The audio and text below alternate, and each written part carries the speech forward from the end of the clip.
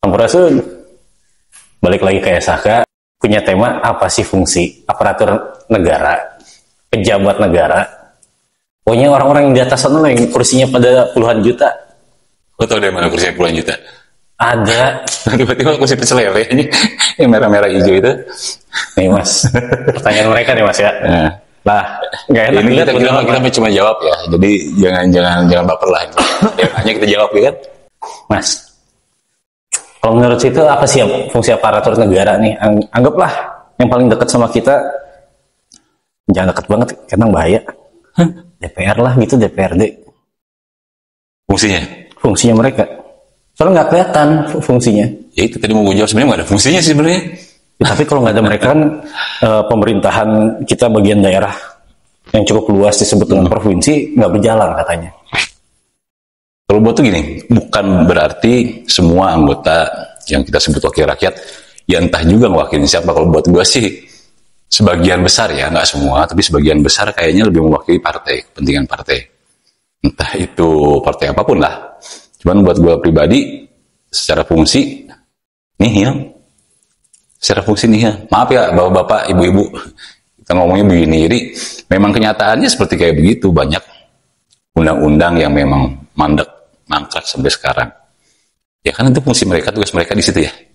Maksudnya istilahnya menggodok undang-undang supaya bisa diberesin lah. Sebenarnya harusnya peran mereka tuh sebagai wakil rakyat, itu mewakili kepentingan rakyat kan ya. Ada enggak pembangunan daerah yang enggak ada yang wakil rakyat. Ada dong. Kalau lihat KTP masih warga negara dia juga. Oh iya. Iya nggak sih? Iya. Tapi ada rakyat yang lebih luas lagi nih. Iya. Rakyat lupa gue namanya itu SRW. apa itu? SRW ini. Terus mereka kan yang gaji kan katanya rakyat. Ya kalau nggak rakyat ya pengusaha. Sebenarnya gini, pertanyaan gue juga sama. Wakil rakyat itu digajinya sama siapa sih gitu? Apakah swasta atau misalkan partai politiknya atau uang dari pajak yang kita bayarkan? Mau lu bayar pajak? Motor belum. Motor belum. Alhamdulillah motor gue setahun belum bayar pajak. Berarti lu nggak bisa komen dong ya? Oh bisa dong. Kalau yang gaji mereka rakyat dari pajak, lu sendiri belum? Lah kita makan rakyat miskin. Orang bayar pajak miskin. gimana? Harus dapat BLT ya? Ya iyalah, orang sekarang aja warteg katanya gembar-gembornya mau dipajakin. Nah itu, nah, kita tanya, gajinya kan uang yang kita setorkan kepada negara, jadi pajak dibayarkan untuk gaji mereka. Harusnya dengan gaji yang mereka terima itu cukup dan menunjukkan kinerjanya sebagai anggota atau wakil rakyat. Itu gampang simpel itu. Tapi kan yang terjadi sekarang boro-boro menunjukkan ribut urusan partai itu, angi-angi, ujung-ujungnya mah kalau urusan bagi hasil pasti kerjasama ya. Yoi, gitulah. Jadi sebenarnya mereka tuh nggak berfungsi untuk rakyat. Nah, untuk golongan tuh. Untuk golongan dan partainya sebenarnya sih. Yang ada bendera-bendera warna-warni kayak LGBT. Ada warna. Ya kan gue mau nyebut lambangnya, gue cuma mau nyebut warna, masa nggak boleh? Iya. Terus balik lagi kayak tadi yang bertanyain fungsi. Sebenarnya masyarakat kayaknya untuk sekarang saat ini ya lebih enak kayaknya lebih berdikari deh, lebih aman seperti kayak begitu. Bayangin kemarin gembar-gembor dari mulai tapera. Terus tapera kagak jadi, gagal, langsung dimasukin memperpanjang STNK, ada asuransi dan lain sebagainya. Include. Jadi kayak akal-akalan katanya sih lo. Jadi seakan sekarang pemerintah lagi mengakali rakyatnya. Untuk mendapatkan duit tambahan. Iya. Buat bayar utang negara. Gue ngerti ada sesuatu yang lagi dibangun dan membutuhkan uang cukup besar. Makanya akal-akalannya bertubi-tubi nih. Dari yang pertama tapera, terus mau ada STNK dikasih asuransi untuk kendaraan motor dan lain sebagainya, sampai mau buat SKCK itu apa sih? Mandi cuci kakus kan? SKCK kakus. Harus ada BPJS. Pantesan rada. Coba kadang-kadang gini ya, kita mikirin bahwa nggak semua orang itu mampu bayar BPJS. Apalagi kayak kemarin tapera, itu nggak masuk akal. Bayangin kalau misalkan orang harus dipotong dari gaji berapa persen, gue nggak apa, karena gue bukan tukang hitung. Lo bayangin ketika untuk membeli rumah dengan harga ratusan juta untuk saat ini, berapa tahun yang harus dikumpulin gitu loh. Ya kan? Logisnya begitu. Dia di demo nih, oh beres. Dikeluarin lagi. Sekarang, nanti kendaraan bermotor harus ada asuransinya. Kagak mempan, dikeluarin lagi. SKCK harus punya BPJS. Maunya apa? Lo maunya apa sih sebenarnya? Ngomong Dan. Jadi kalau gitu, kalau gue simpulin mana? Nih kayak mereka tuh saling keterkaitan. Jadi kalau misalkan ada program ini ada satu aja yang sesuatu yang memang diikutin, menguntungkan. Misalnya gitu. Menguntungkan. Itu sesuatu yang menguntungkan mereka. Buat rakyat dong. Buat mereka lah. Ya kan orang kita dipajakin apa sih? Perwakilan rakyat. Iya, diwakili rakyat yang mana? Ya kan? Se-RW, se-RT kan gitu. Nah, seru. Ujung-ujungnya ya kepentingan mereka demi gitu. Makanya gue seneng ada apa namanya Pak Ahok tuh dia mulai punya rumah, dia mulai punya apa, dipajakin semua, tapi apa gitu loh. Tapi apa yang apa namanya yang timbal baliknya buat rakyat kita ini yang bego-bego yang awam tentang politik ini nggak ada. Mereka semuanya berkepentingan. Kalau misalnya itu ada celah untuk bisnis, ya mereka memperjuangkan mati-matian. Contohnya gini deh, yang gampang. Undang-undang anti korupsi. Undang-undang anti korupsi. Sampai sekarang belum nongol. Enggak nongol. Lagi mana pengen nongol, orang KPK jadi gonjang-ganjing. Nah, ya kan? Gonjang-ganjing, gonjang-anjing. Sebenarnya negara kita sekarat sebenarnya. Bangsanya belum merdeka, negaranya sekarat gitu. Negaranya udah merdeka kan? Belum, siapa bilang? 17 Agustus tahun 45. Seremoni itu mah bang, supaya rame-ramean doang, kayak karnaval gitu loh, kayak karnaval. Anak-anak bocah TK gitu, karnaval. Nah itulah pejabat-pejabat kita seolah-olah merdeka, tapi boro-boro merdeka. Yang ada kan dia menindas dan menjadi penjajah sendiri, gitu. Ya, pemerintah sekarang menjajah masyarakatnya gitu ya? Menurut lo? Iya. Menurut lo nih? Gitu. Menurut gua pribadi. Makanya gue seneng ketika misalkan pejabat itu singkatan dari pemerintah. Pemerintah itu apa artinya? Apa itu? Pejabat yang memerintah. Iya, pejabat memerintah, pejabat merintah, pemerintah. Jadi kita diperintah terus aja. Ya kan? Terus fungsinya mereka membuat kebijakan apa? Nggak ada fungsinya. Capek makanya saya kalau misalkan membahas kayak masalah pemerintahan gitu ya. Polisi kita bahas polisi. Wah, polisi. Kali-kali lah. Tadi makanya hal pertama tadi kan DPR tuh wakil-wakil rakyat gitu kan DPR. Hal pertama tadi yang pas gue bilang jangan terlalu kecil lah, DPRD aja gitu. Itu sebenarnya gue skip barusan. Gak apa-apa. Polisi. Tunggu dulu. Polisi, tentara dulu nih. Nggak semua ya. Nggak semua. Oknum berarti oknum. Ya itu kan kamuflase dibilang oknum. Gitu ya. Bermain dengan ini pangkat. Mau kepangkatan. Apapun itu, mau masalah misalkan ada penyelidikan dan penyidikan kasus. Ya semua, ya makanya gue selalu bilang, beberapa kali sering, gue selalu bilang, kita hanya sebuah kemungkinan, jadi jangan terlalu naif bahwa misalkan, mau polisi, mau apa namanya, anggota DPR, anggota Dewan, apapun itulah, ya pasti ada kayak begitu. Tapi ketika kita ngelihat, apa namanya, nggak secara global, nggak secara keseluruhan, cuman yang dikhawatirkan lama-kelamaan rakyatnya jadi jengah gitu. Jadi mikir, kita ini rakyat ngegaji mereka, tapi kita dibego-begoin. Nah, bukan dibego-begoin sih, emang dibegoin sebenarnya malah terlalu halus kayak ngomong dibegoin. Kalau gue ngelihat runtutannya kayak begitu, ada potensi nggak sih bakalan kudeta? Ya lama-kelamaan pasti akan memungkinkan. Rakyat membayar pajak, menggaji aparatur, tapi mereka didesak dengan peraturan. Terus? Dan apa lagi? Pasti. Kita harus banyak belajar dari beberapa negara di Asia. Kayak Myanmar. Kudeta. Itu memungkinkan. Karena mungkin belum momennya belum pas. Jadi saat ini hanya obrolan warung kopi lah ketika kita membahas masalah politik, membahas masalah aparatur negara dan sebagainya. Tapi memungkinkan untuk jadi seperti kayak begitu. Lama-kelamaan jengah, apalagi orang-orang yang memang aktif di sosial media gitu ya, dengan urusan politik lah, dengan istilahnya kebebasan beragama dan lain sebagainya. Ini sangat memungkinkan. Gue cuman minta satu gitu. Mbok ya udah gitu. Kalian itu digaji udah gede gitu loh.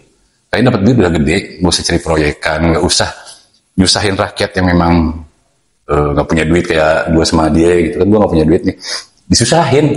Ya kan, masa rokok kemarin taikin lagi pajaknya lagi, kan gue kesel ya. Untuk kita rokoknya kreatif masih murah. Tapi masalah rokok tuh enak, Mas. Enaknya? Enak kalau yang kretek, kalau yang nggak kretek kan pajaknya udah gede, terus lebih banyak itunya. Nah, langsung nyambung lagi aja udah, bacotin lagi sekalian. Apa itu? Masalah tembakau. Astagfirullahaladzim. Lu bayangin cukai rokok itu kan anjir, setiap tahunnya itu paling gede gitu loh. Menyumbang buat pendapatan negara. Ya, iyalah. Paling gede, coba lu cek deh.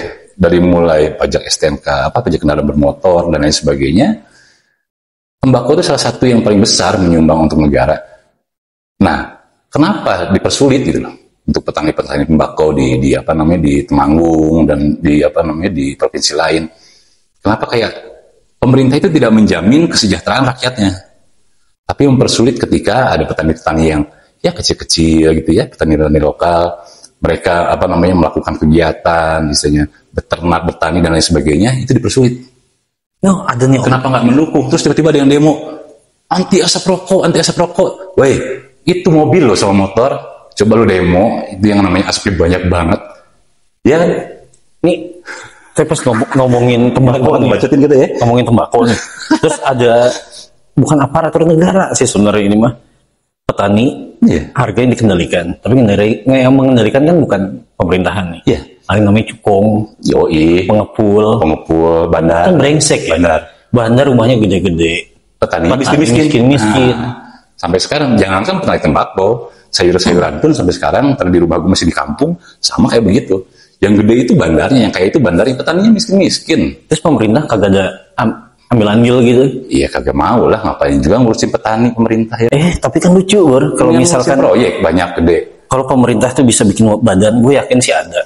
Pemerintah tuh bikin badan buat ya kayak gitu. Bikinnya mah banyak, kerjanya nggak ada. Lu bikin apa? Kan itu bisa jadi salah satu, menurut gue nih Maya, bisa jadi salah satu pendapatan daerah. Kayak misalkan daerah Jawa Tengah nih, mereka kaya sama tembakaunya, mereka bikin satu badan yang yang mengatur itulah. Jadi kalau lu pengen beli nggak bisa langsung ke sini, nggak bisa ke Tengkulak. Kalau perusahaan besar pengen beli tembakau di badan milik daerah, harusnya yang diatur sama pemerintah. Ya tapi sekarang begini, jangan-jangan pemerintah dikasih itu juga duit sama cukong? Ya pastilah. Masa enggak? Nggak mungkin. Mau gaji dari mana mereka kalau nggak dikasih sama cukong lah? Gini ya, ekspor impor aja nih. Temen gue ini dulu ada peternak sarang burung walet. Yang terjadi dia ngurusin surat izin untuk ekspor impor itu udah 2 kali 3 kali ditolak. Tapi kocaknya sarang burung walet dari Cina dan negara Taiwan gampang banget masuk ke sini. Apa itu nggak ngebunuh secara perlahan? Alah. Enggak, ngebunuh mah enggak. Mempersempit ruang usaha aja. Memiskinkan sebenarnya mah. Nggak terlalu sempit-sempit banget sih, itu mah udah tanggung. Lo bayangin usaha UKM itu banyak di kita.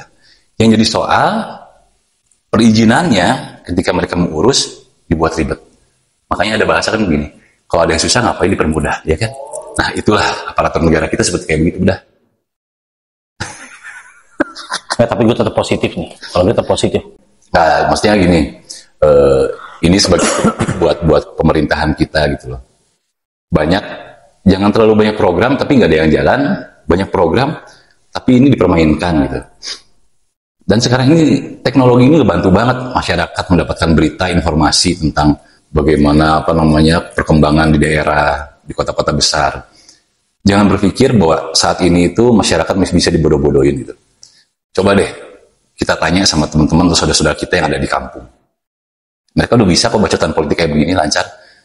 Dan sudah nggak takut lagi gitu. Kalau dulu kan mungkin ya kalau misalkan bacot kayak begini besok hilang, besok kayak begini besok hilang.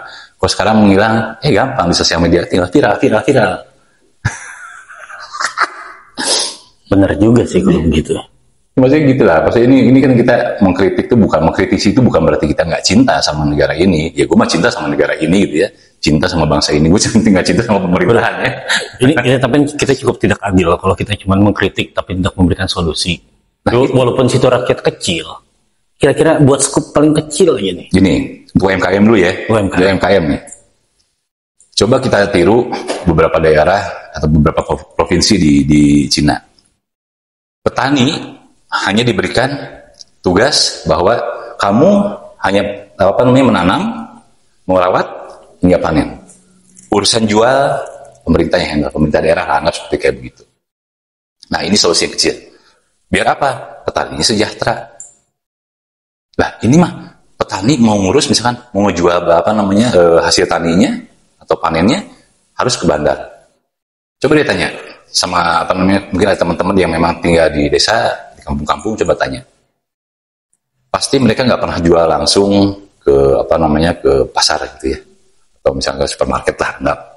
Pertama karena regulasi yang terlalu repot. Tapi pasti mereka ngejualnya ke bandar dulu.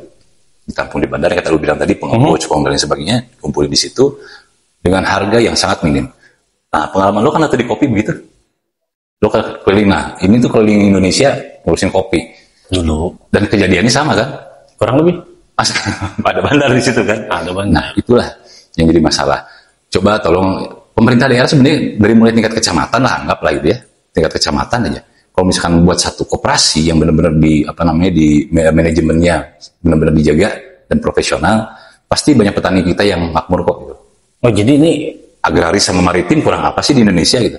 kalau gue narik kesimpulan aja lah ya. Kesimpulan gak usah panjang, ini kesimpulan. Ini kalau lu atau SHK diminta buat jadi, kalau itu ada penasihat apalah semacam gitu, Spiritual.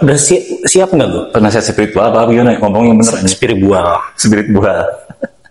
Anggap sangat siap. Anggap Pemda Sangat nih siap dulu. kurang punya kemampuan, ya kan, buat menggapai masyarakat bawah. Kecuali lagi pemilihan, jago banget. Jago banget. Nah, Anda baik pasti ada maunya. Ya barangkali akhirnya Pemda, saya membutuhkan instansi luar buat menangani hal-hal kayak gitu. Lu dan SHK siap nih ya? Siap banget. Siap banget. Ya, kesimpulan buat obrolan yang tai kucing barusan ya. Lalu sebelum tai kucing ditutup, tai anjing dulu mau ngomong. Oh, tai anjing. Lo ingat nggak zaman Bu Susi, Pujiastuti dulu? Buat gue pribadi, gue sangat salut sama kebijakan-kebijakan yang dibuat sama Bu Susi gitu ya. Dia buat pasar ikan pasar ikan, terus pengepakan dan pengiriman. Tapi yang terjadi ditebas dan ya kan Setelah masanya berlalu tuh ya. diganti itu sama partai, ngeri nggak gitu kan, terus ditangkap gara-gara ngejual mie lobster. Baru berapa bulan ketahuan. Bayangin tuh, di Indonesia tuh susah untuk belajar untuk jadi sedikit jujur lah gitu, susah asli. Jujur dikit lu disikat. Jujur dikit sebagai masyarakat di negara ini disikat. Iya. Kalau gitu kita stop aja deh. Makasih. Atur nuhun.